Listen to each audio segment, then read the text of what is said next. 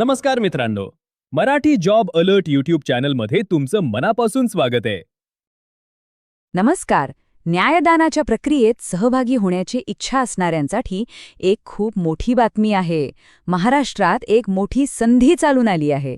आज आपण याच संधीबद्दल म्हणजेच कायमस्वरूपी लोक न्यायालयाच्या एका मोठ्या भरती प्रक्रियेबद्दल सगळी माहिती घेणार आहोत.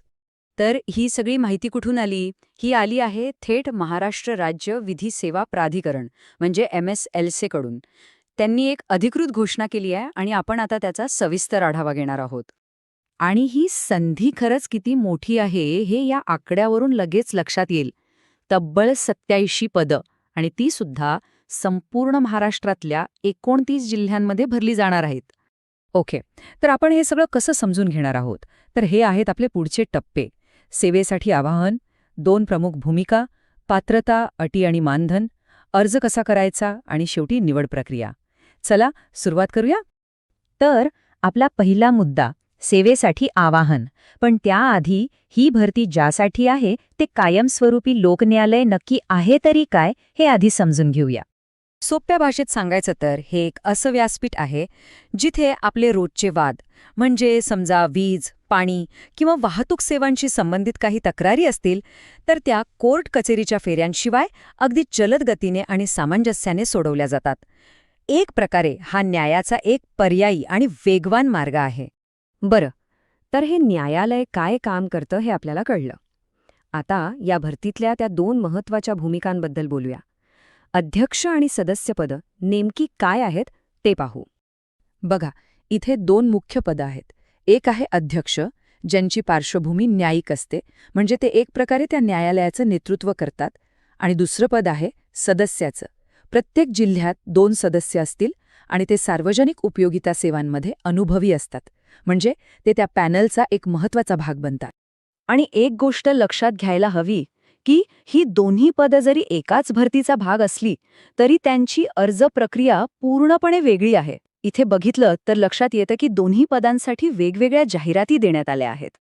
ठीक आहे, पदं कळली, पण आता सगळ्यात महत्त्वाचा प्रश्न, यासाठी कोण अर्ज करू शकतं, म्हणजे पात्रता काय आहे? चला तेच तपासूया. हे बघा, दोन्ही पदांसाठी पात्रता खूप वेगळी आहे.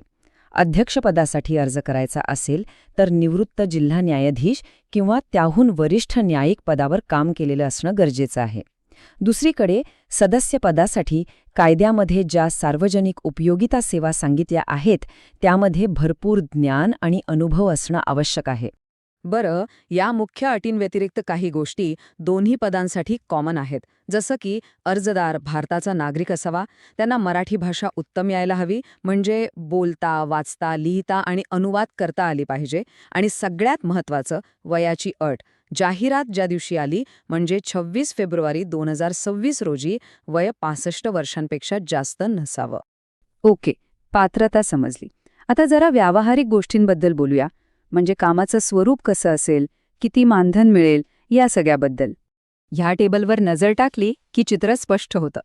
कार्यकाळ दोन्ही पदांसाठी सारखाच आहे, 5 वर्ष किंवा वयाची 65 वर्ष पूर्ण होईपर्यंत. प्रवास भत्ता पण दोघांनाही मिळेल, पण मानधनामध्ये फरक आहे. अध्यक्षांना त्यांच्या शेवटच्या पगारातून पेन्शन वजा करून मानधन मिळेल, तर सदस्यांना प्रत्येक सिटिंगसाठी म्हणजे प्रत्येक बैठकीसाठी 2,500 रुपये मिळतील. आणि हो, या दोन्ही पदांवर बदली होऊ शकते, महाराष्ट्रात कुठेही. इथे एक खूप महत्त्वाची नैतिक अट आहे जी लक्षात ठेवलीच पाहिजे. एकदा का कार्यकाळ संपला की त्यानंतर पुढची 5 वर्ष आधी हाताळलेल्या प्रकरणांमधल्या कोणत्याही पक्षासोबत कुठल्याही प्रकारचे संबंध ठेवण्यावर बंदी असेल. ही एक अतिशय महत्त्वाची अट आहे.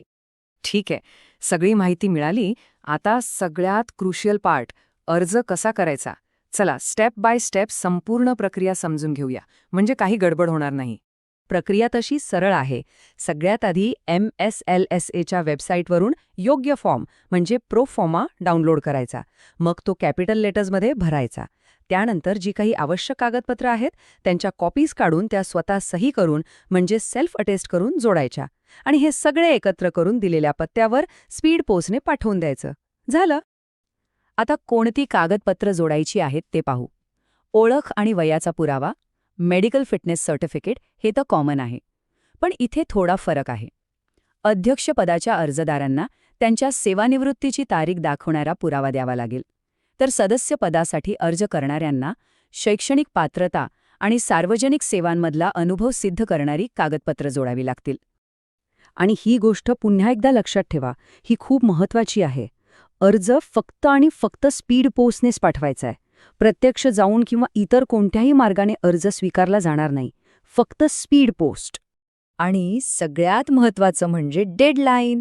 अर्ज 4 एप्रिल 2026 संध्याकाळी 5:30 वाजेपर्यंत MSLSAच्या कार्यालयात पोहोचायलाच हवा. ही तारीख आणि वेळ चुकवून चालणार नाही. बरं, तर अर्ज पाठवला. आता पुढे काय? निवड प्रक्रिया कशी असणार आहे?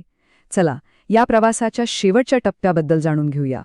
हा प्रश्न साहजिकच सगळ्यांना पडतो की अर्ज केल्यानंतर पुढे काय होतं? तर बघूया निवड प्रक्रियेत काय काय टप्पे आहेत. निवड प्रक्रिया मुख्यत्वे 3 टप्प्यांमध्ये होते. सगळ्यात आधी आलेल्या अर्जांची आणि कागदपत्रांची कसून तपासणी केली जाईल. जे अर्ज पात्र ठरतील त्या उमेदवारांना मुलाखतीसाठी म्हणजे वायवा वोससाठी बोलवलं जाईल. आणि मग मुलाखतीनंतर जी शिफारस यादी तयार होईल तिला मुंबई उच्च न्यायालयाच्या माननीय मुख्य न्यायाधीशांकडून अंतिम मंजुरी मिळेल. आणि हो, मुलाखतीबद्दल एक महत्त्वाची गोष्ट. ही मुलाखत एकूण 20 गुणांची असेल आणि त्यात पात्र होण्यासाठी कमीत कमी 7 गुण मिळवणं बंधनकारक आहे. तरच पुढच्या प्रक्रियेसाठी विचार केला जाईल. म्हणजेच शेवटी हे लक्षात घ्यायला हवं की ही फक्त एक नोकरी किंवा एक पद नाहीये, तर ही समाजाच्या न्यायाच्या प्रक्रियेत थेट सहभागी होण्याची एक मोठी संधी आहे. एक प्रकारे सामुदायिक न्यायाचा आधारस्तंभ बनण्याची ही एक संधी आहे. अशाच नवीन जॉब अपडेटसाठी मराठी जॉब अलर्ट चॅनेलला सबस्क्राईब करा आणि व्हिडिओला लाईक करा. धन्यवाद.